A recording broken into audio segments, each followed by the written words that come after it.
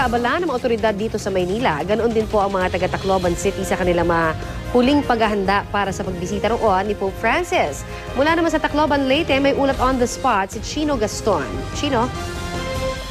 Yes, Connie, halos tapos na ang stage malapit sa Tacloban Airport kung saan idaraos ang unang misa ng Santo Papa sa Leyte.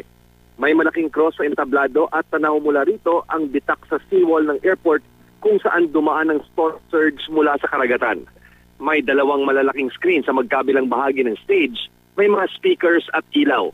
May area para sa mga paring co-celebrants, may stage para sa choir at may mataas na metal scaffolding na may bleachers para sa media. May malaking espasyo sa tapat ng entablado na tila buffer mula doon sa area kung saan magmamalagi ang dadalo sa misang mga ordinaryong mamamayan. Nakahati sa iba't ibang section ng audience area na gawa sa PVC at kahoy. May mga ilaw din na pansin sa stage.